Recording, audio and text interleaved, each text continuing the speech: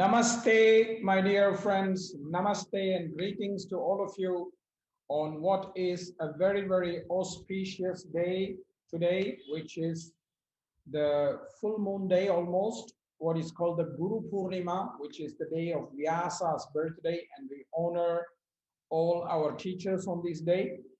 And it's very auspicious that we choose this day for our interview with the wonderful, wonderful Makiko Uno from Japan. Namaste, Makiko. Namaste. Namaste. Thank you for having me here. It is our pleasure, Makiko. It's a very auspicious day because we can't think of a better way than to do this interview on this day, because Viniyoga tradition always honors ladies and women very much, because by energy, Viniyoga tradition is a very feminine energy dominant tradition. So I'm sure that my father would be so happy that we are doing this interview today, Makiko.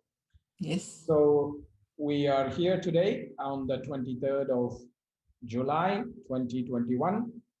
And Makiko would like to begin with a chanting.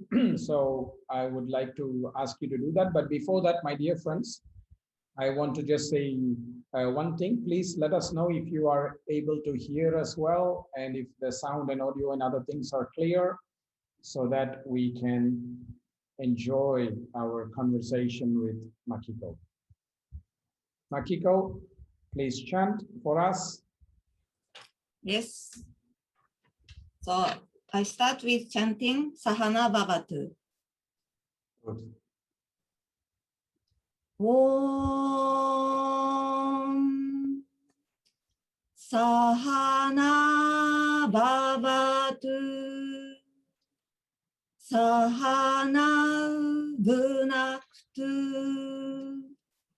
Saha Viryam Karavavahai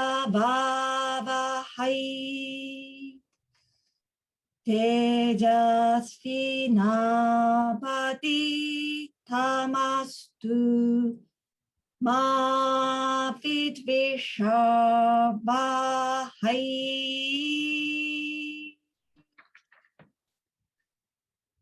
Om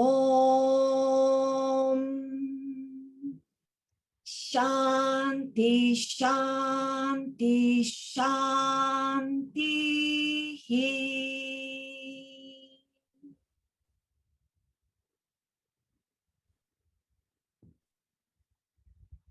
What a beautiful chant. Thank you, Makiko, for this beautiful chant. Dear friends, I am very, very honored and happy to introduce to you Makiko Uno from Japan, the great country of Japan, where it's called the land of the rising sun. And my father liked Japan very much because of yes, because of all the Zen temples that we visited together. He loved Japan. I remember taking him to Kyoto and visiting many temples. It was fantastic. He loved it so much, so much.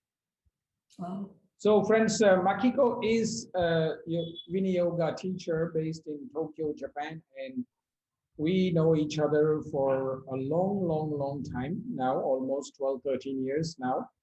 And she is teaching Viniyoga in Tokyo, and also very much interested in Vedic chanting, and we hope that she will definitely teach Vedic chanting as well.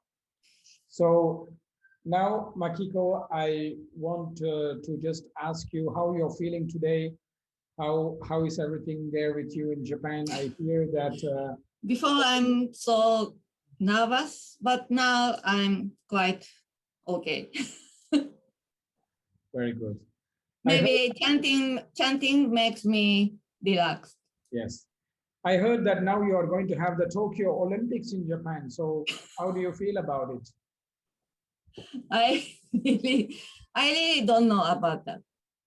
I don't know. I can say now, but I'm not.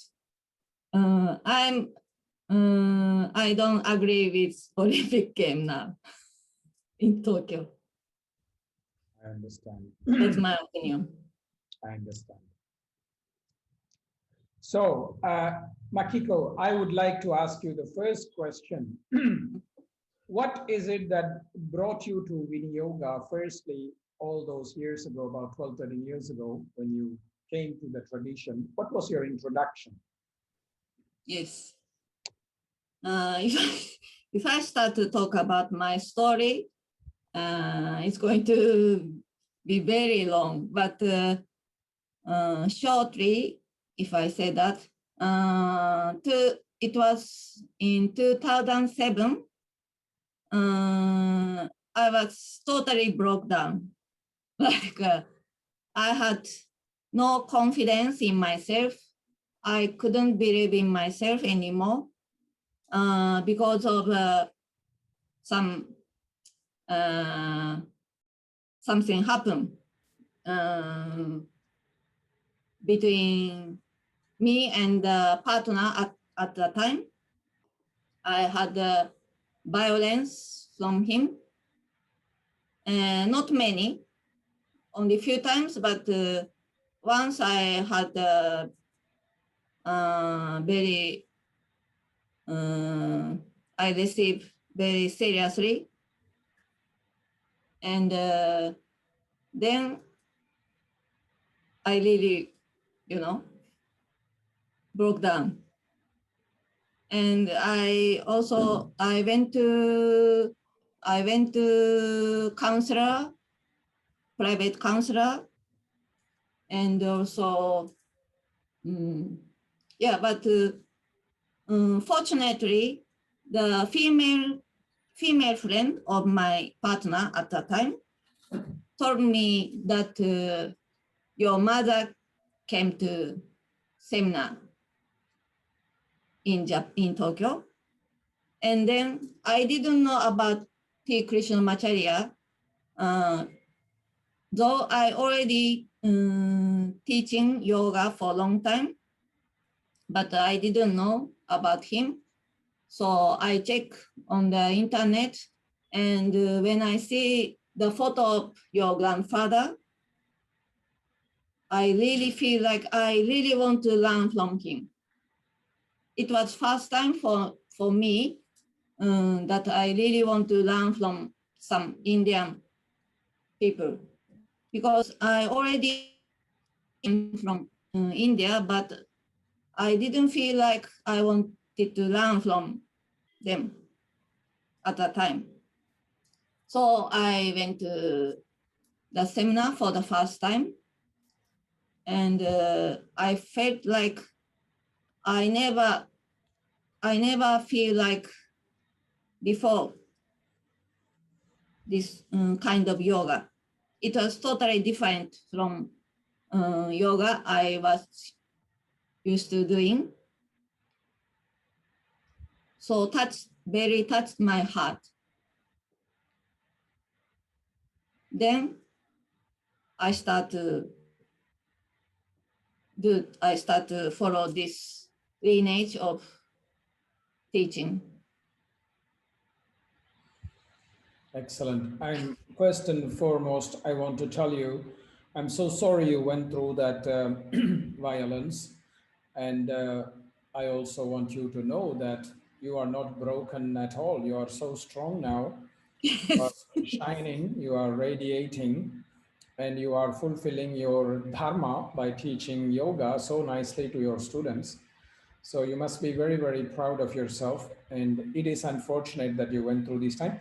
I remember the meeting you at this time, and I remember what you told me when we first met. Do you remember? What I said? Actually, I talked to you about myself honestly. Yes, from the beginning. You are very, very honest from the beginning. And I remember we were meeting in the restaurant with some of the students while we were having, I don't know, lunch or dinner. Dinner, it was dinner, I think. Yes, and you were saying that you wanted to create some violence to your partner. I remember you want to fight back with him. Remember? It was not different story. That story is I have to talk about my issue between me and my mother too. Okay. When I was young, We'll the come story is when I was young. It's a different story, but anyway. For me, it's very interesting that your journey in the Viniyoga kind of merged with the story of your breakdown with your partner and this extraordinary uh, circumstance of your life that was very challenging for you. So, in a way, from how I know you, it's almost like the Viniyoga was a safe place for you. Can you explain how the yoga and the Viniyoga was supporting you to come out of this dark period of your life? I think that would be very interesting, not just for me, but more importantly for all our audience listening, because I'm very sure that you are not the only one who are having such difficult experiences in life. So since then, I follow this teaching of Krishnamacharya, and I start to do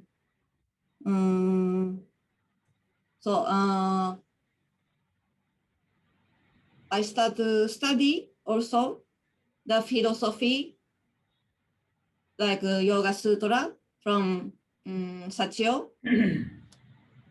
And I also went to Chennai at KYM. I was applying to intensive course. There was intensive course for 1 month.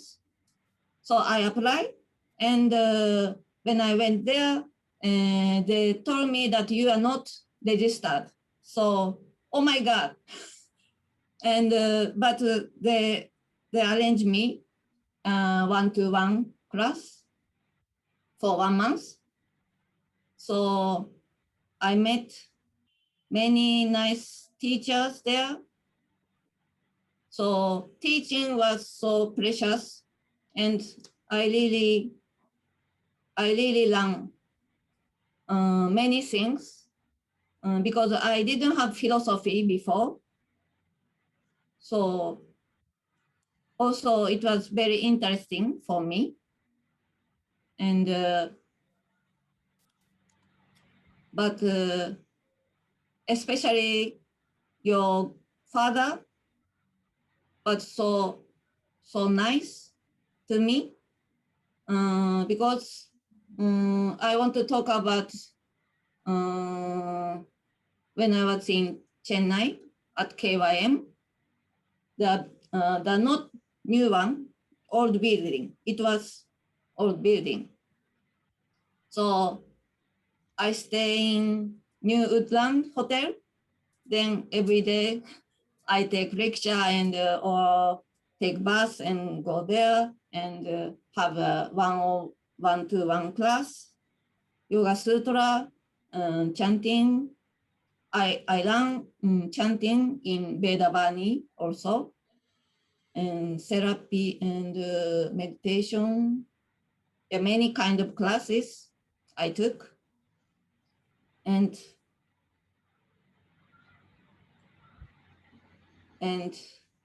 yes, and your father always come up to me and shake my hands and just say hello or how are you, just one conversation, but always I feel like I really feel safe.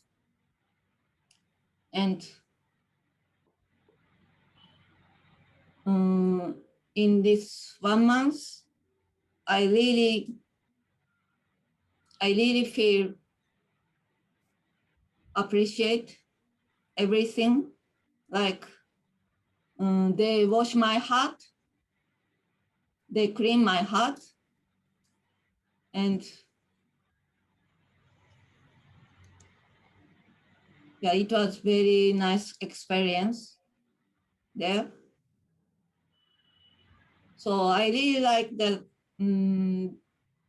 I really like to study the teaching. Also, I really like people around this teaching of T Krishnamacharya. So, you know, intellectually also from the heart, both sides. They have both sides. Yes. Not only intellectual, also they are full of heart. Yeah. It's very good, very good. In the beginning, Makiko, when you talked about your introduction to the tradition, there was one sentence you said that this yoga that you were studying with us was very different from the yoga that you learned before. So in your view, what is so unique or what is different in the Viniyoga tradition compared to the other tradition in your view? What has been your experience? Yes, before I just used to do yoga with people and there's an instructor in front of us. Just we follow how the instructor move. We just, you know, follow the movement. But in this tradition, totally different. I learned that I knew that yoga need to fit me. Not I don't need to fit to yoga. So one-to-one yoga need to be taught one-to-one. That's because all the none of us are the same. We all different. That I knew, but I really realized I really like shock, like make my eyes open. Yeah. Yeah. Correct. And do you teach the same way in the Japan one-to-one, or do you teach in the group, or what kind of things are you teaching in Japan? Both. I do both. Okay. Especially when they are ill, like mentally, I teach one-to-one. And also when I teach in group class, I really try to do like one-on-one.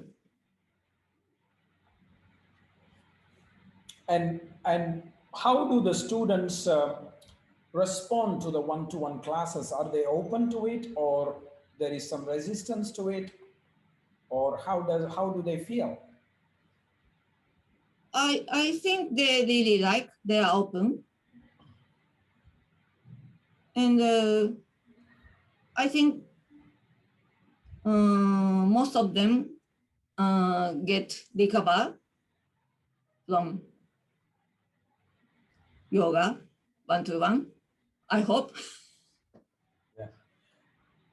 A very important part of the one-to-one classes is about free communication between the teacher and the student. And I know that in Japan, most of the students are usually very, very shy. You are exception. You have been very honest with me from the first time we meet, but not all the other students are able to be so open. Do you have the same experience with your students, or is it something different with you and No, your but students? you know, if I open to them, they open heart, right? Yeah. Maybe you are a much better teacher, because I try to open my heart to many of the students in the Japan, but they are very shy. They take more time. But after many years, then they become very open because Yeah, sometimes it takes time. yes, that's correct. There's another question I have for you is, you know, so obviously when you're teaching yoga, when you're doing your dharma, it takes a lot of energy. So how does the Viniyoga practice that you are doing or Viniyoga techniques that you are implementing, does it support you to nourish yourself? If so, how? Yes, nourish me. Tell me how. How? How? How? How does it nourish you? What do you do when you are, what do you do to nourish yourself? So I'm chanting. Lately, I really start to like chanting. Before, I didn't like so much. When I only like to chanting in India. When I come home, when I'm in Tokyo, I didn't feel like chanting before, but now I really like because now I really interested in quantum mechanics. So yeah, but now anyway, how I practice. So I practice. You give me the practice. So sometimes I change some mantras, exchange mantras, and Good. like this. Great, great. And this makes me curious about what you just said now. Did you ever understand why you had a little bit of hesitation to chant in the Japan? Ah, mm, I not hesitate. I just didn't feel like chanting. Like I didn't feel like chanting for practice every day. I didn't feel like before. I don't know why. But after I knew about the quantum world, I really like quantum world. So changed me. So this is very interesting. How do you connect the quantum mechanics, quantum world to the Vedic chanting? What is the connection? I'm very curious. Because all the materials in this world made from vibration, right? Yeah. So I like this kind of like how the structure of universe or, but basically I start to study Yoga Sutra, also Vedic Vedas.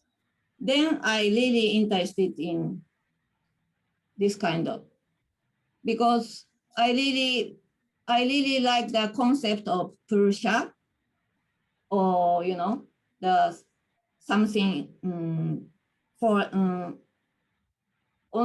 something changeable and not changeable. Yeah. That's, yeah. I study all the sutras, not all, but then I really interested in how the world made from. And So yeah. And since you started doing the chanting, have you noticed any changes in yourself? Has the material that makes your body, your mind, has it changed?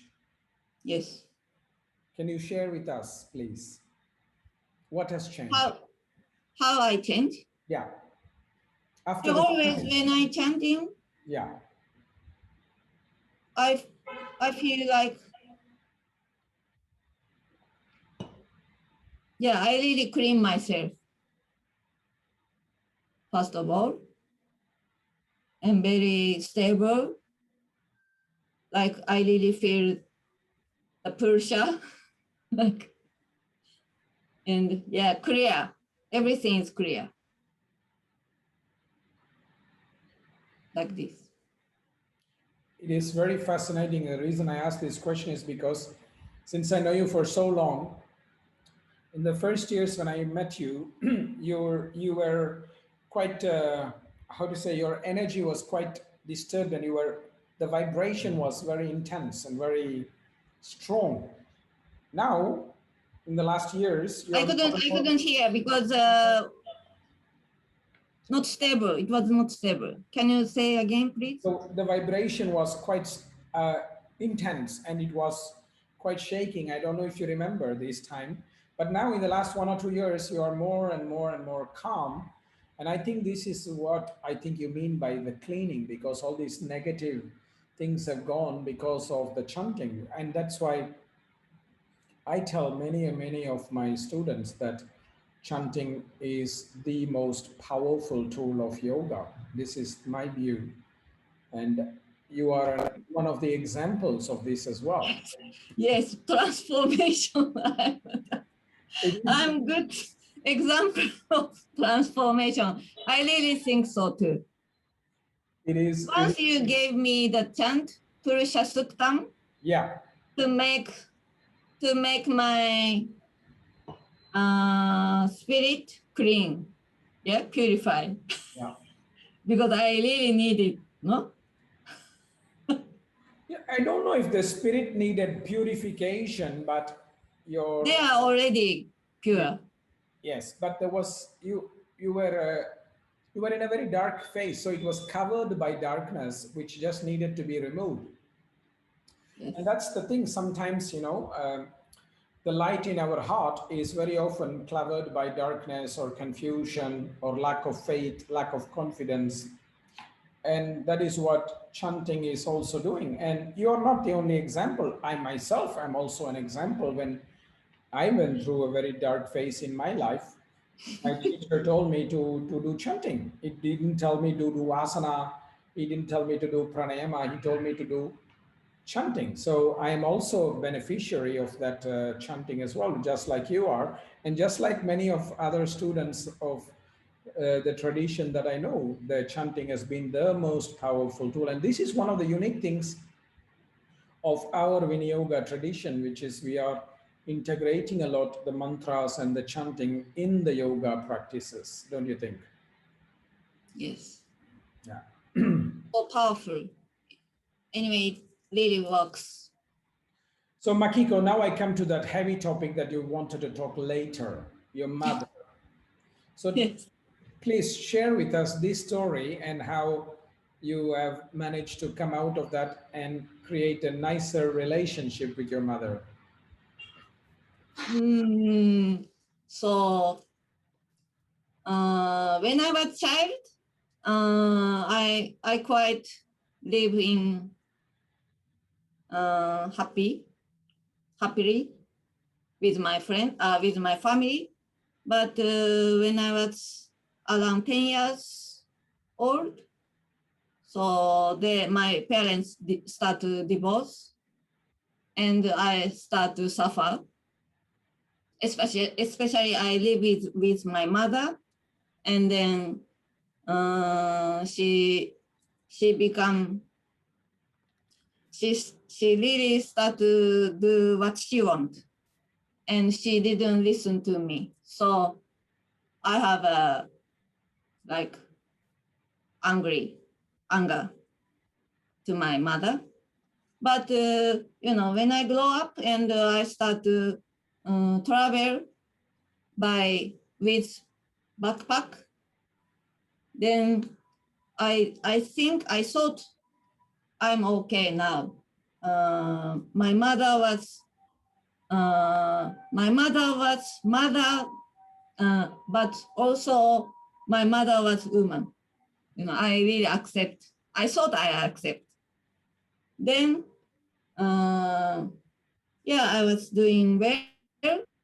I have many classes. I already teach yoga. I have a lot of students. But once when you remember when you come to Tokyo for the seminar, when it was when I was taking teacher training course at that time. Correct.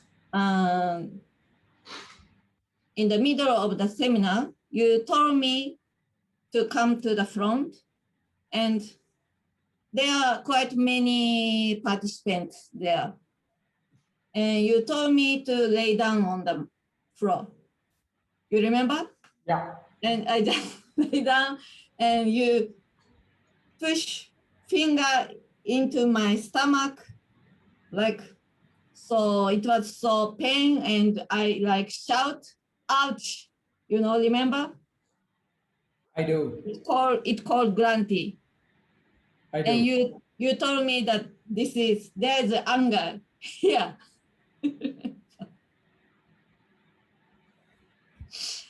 You always give me some challenge, big challenge, like this time too. But good Then challenge. I start to face again.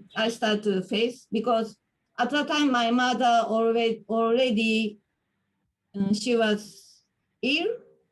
She has some stroke. Already she has stroke. She was maybe once or twice a year. She was in the hospital, stay for a few months, then come home. So I have to support her. So, and in that time it was very hard time for me to take care of my mother. Yeah. So I knew that I still have anger to my mother. Mm-hmm.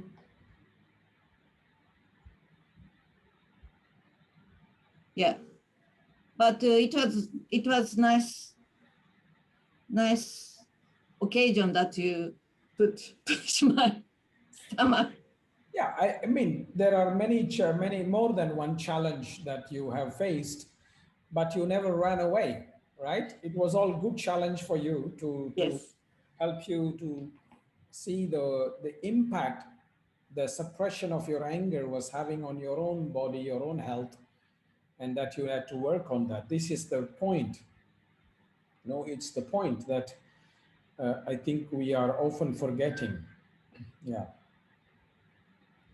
Yeah. And later, obviously, your relationship with your mother towards the last years changed, right? Became more softer. Yeah, because so my mother used to go to hospital many times. So always she was almost die, and always in the hospital they call us, come now, please.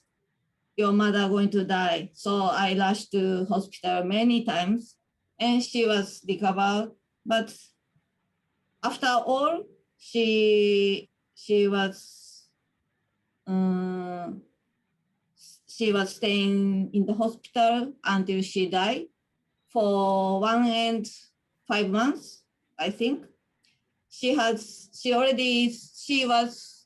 on life support, so she couldn't speak, didn't eat, and of course she couldn't move, but she still can. How do you say?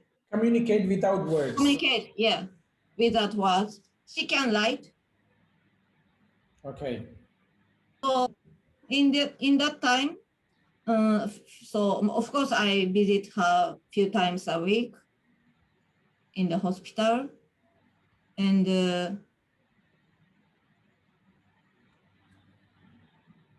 but I think at the time I almost get it over, I think. My anger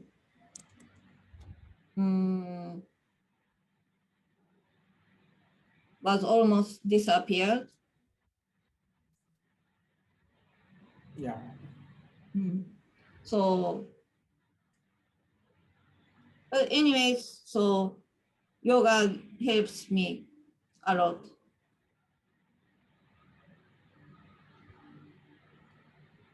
Good. Thank you for sharing this story. It's very touching. Yeah, I didn't talk about.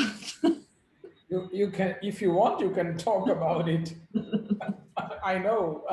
I was waiting to see if you are going to say it or not. I was waiting.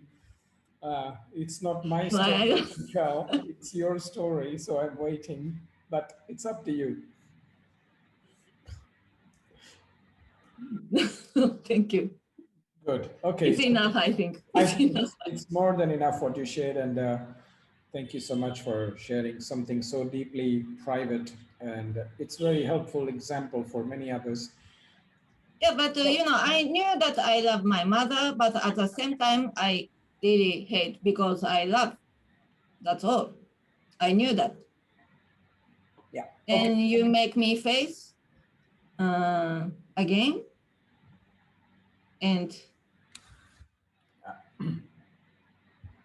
Good. that's good. Yeah. There's a lot of people who are having the similar problem of the love and hate with the mother. It's not.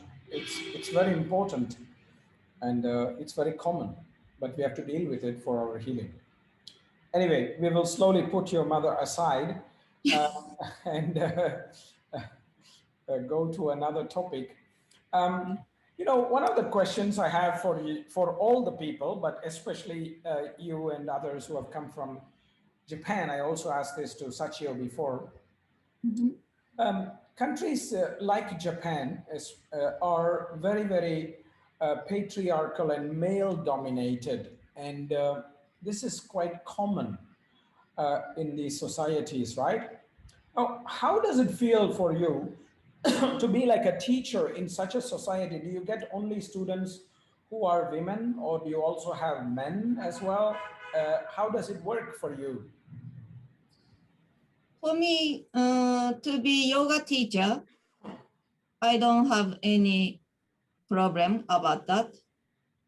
But in this society, they're still the man dominate.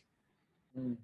Mm. And also the mentality of women, some of them want to change, but some of them still don't want to change. That's that's a reality. Mm. And what is your mentality?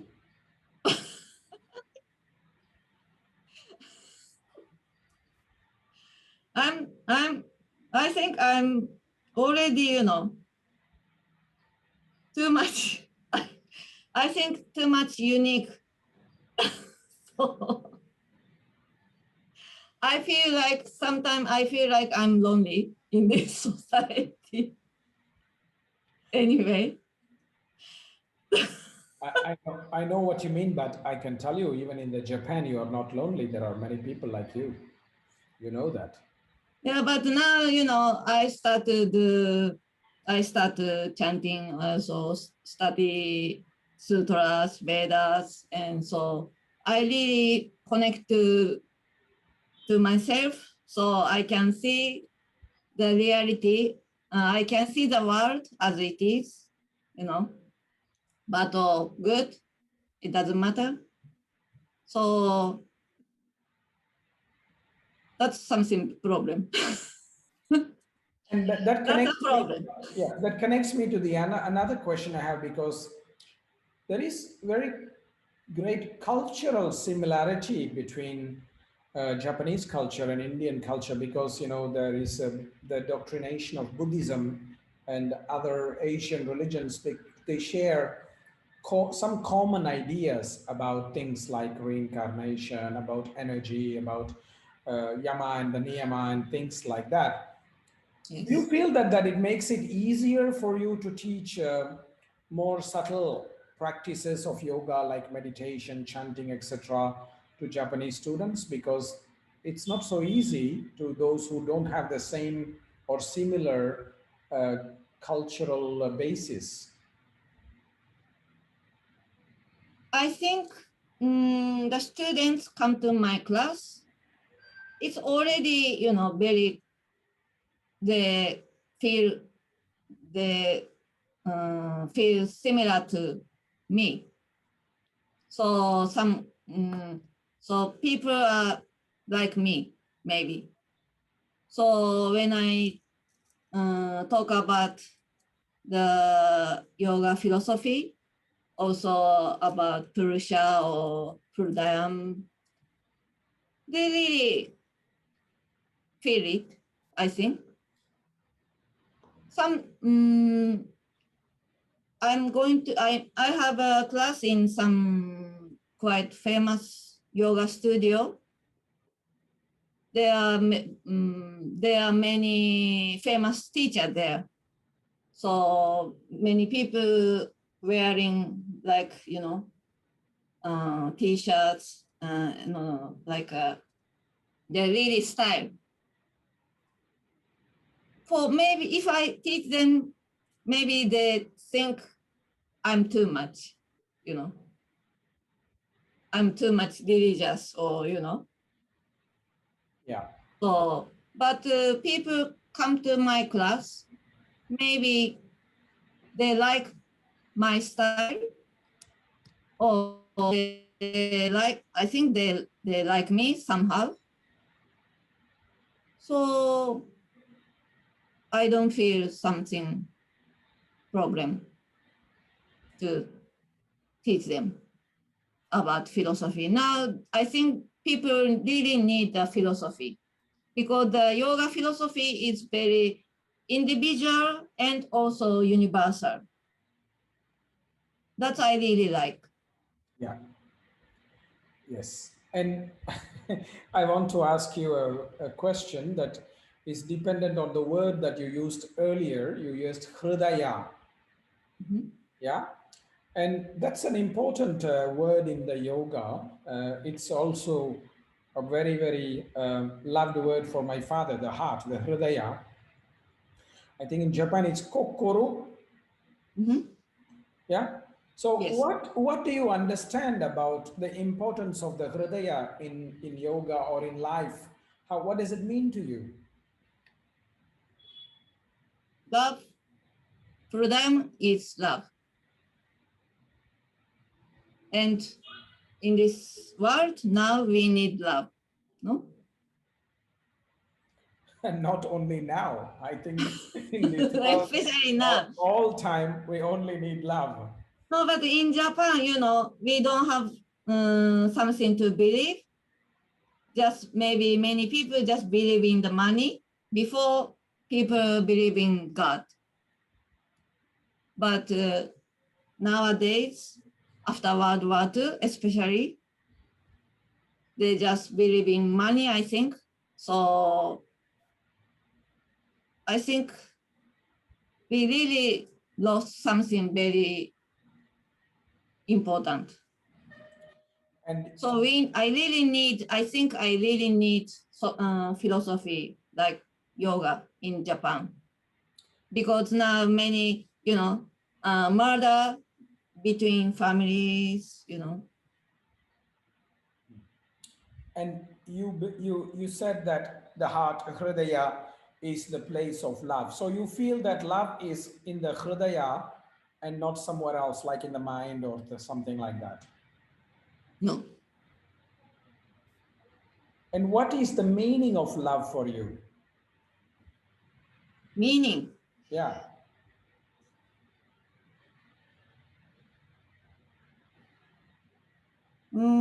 just acceptable, accept.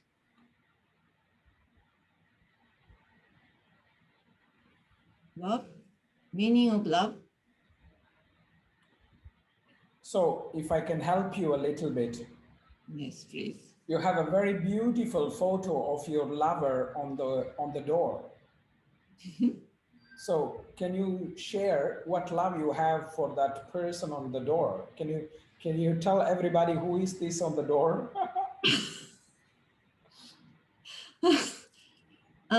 He's my dog that passed away last October. He was 17 and 7 months, and he was something everything. And now he's in my full time. I heard that when he passed away, the next day he passed away. I sleep with him.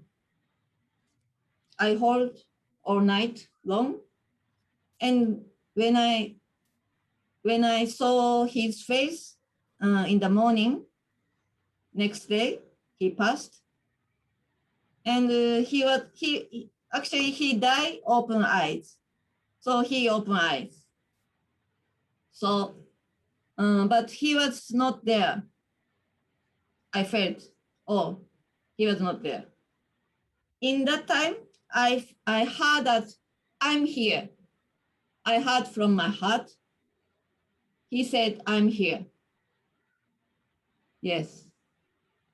This is amazing. Because I didn't expect anything, but I really hear. I felt. So love is eternal and make me strong. That is so beautiful. That is so beautiful, because it is the heart where all these words like love, clarity, strength, everything is associated in the Vedic tradition, in Sanskrit language. So it's very beautiful that you say that that makes you strong. And that is a very good sign of love, actually. If you feel more stronger, that means you are in love. Whereas if you start to feel weaker, then the mind starts to take over. And that's where we have all the problems that are coming. So, yeah, thank you for sharing that. Thank you for sharing that. Makiko, we have a lot of tools in the Viniyoga tradition. We have asana, we have pranayama, etc. Different mantras. Yes. We talked about. What is your favorite tool, and why is that your favorite tool? My favorite tool is, I like asanas, but also chanting in asana. And bhavana as well. Why? Why I like?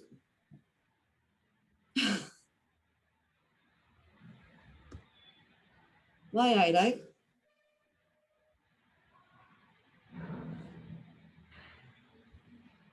Yeah, I can focus on, first of all. And I just feel very nice.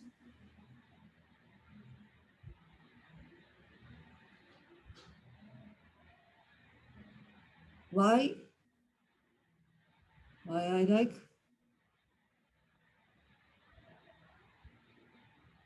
Yes, I really connect to myself when I'm practicing.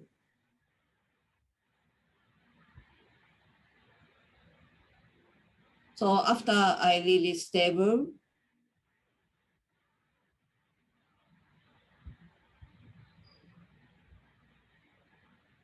I always come back to the basic.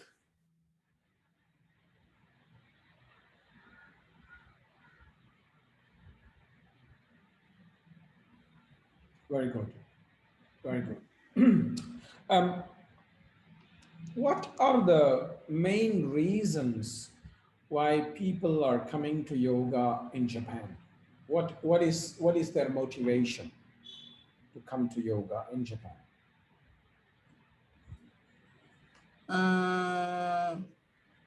Most of them just think yoga, fitness. Still, that's I feel sorry for that. But I also know that some people need the yoga like I do. So I really want to bring them this teaching of yoga. Very good. Yes. But yes, many people doing yoga, but they just maybe for fitness. How do you feel when many of these people who are doing yoga just like a physical activity, they are doing it, but you know that you have much more to offer. How do you feel? Like, are you telling them that there is more, or are you waiting for them to come to you? How do you deal with that? So my class, because the people come to my class, they are different from the people who are doing yoga for, physical activity. So they want to know some philosophy of yoga, or they like to listen, I think. So yeah, sometimes I use whiteboard, so explain about, Yeah. yeah. So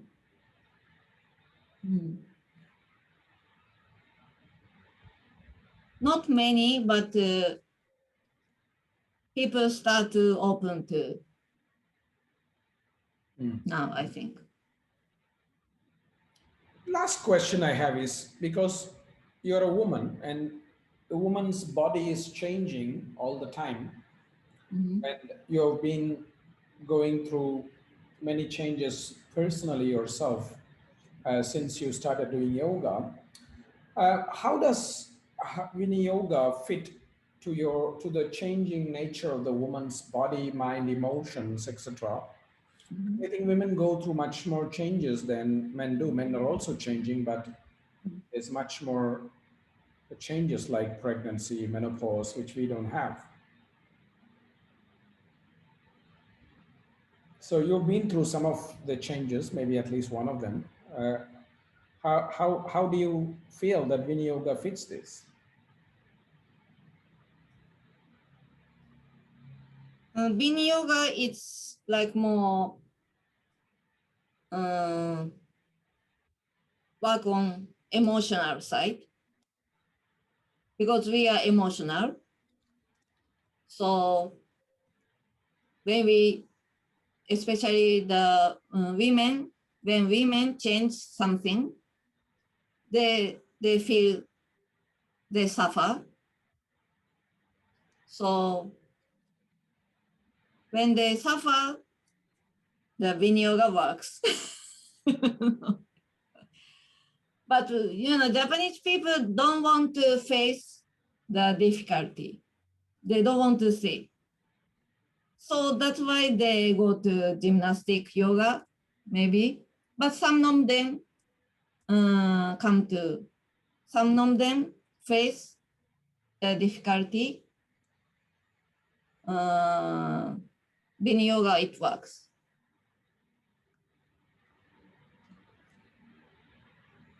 That's very good. That's very good.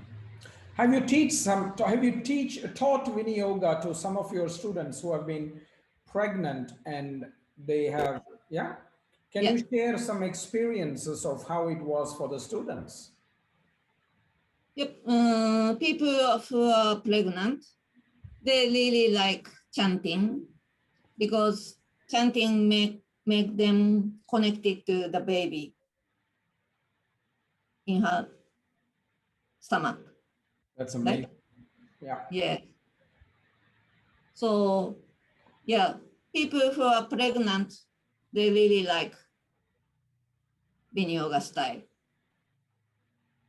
Also, yes.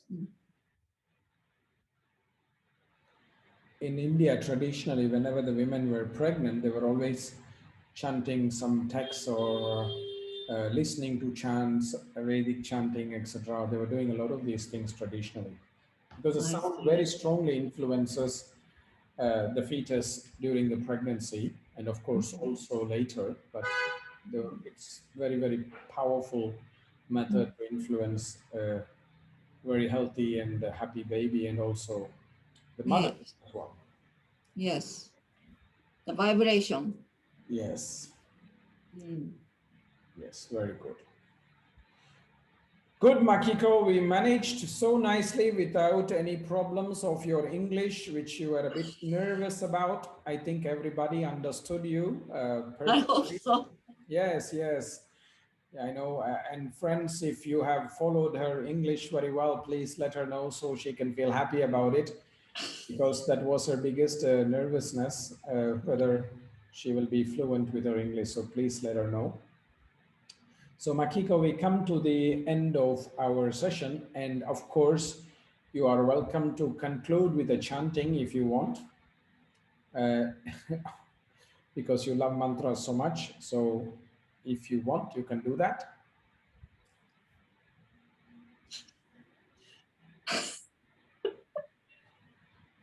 I didn't prepare. I didn't prepare. You don't need preparation. No, because I can't chant correctly. That's okay. You did chant very beautifully. So I chant Om Shanti Shanti Shanti. Please. Okay. Yeah.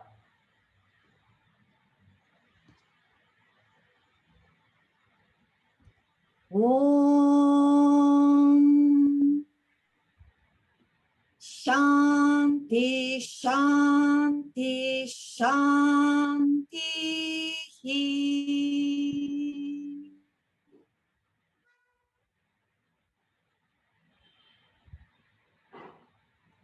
Thank you, Makiko, for this wonderful and heartfelt talk about difficult topics as well.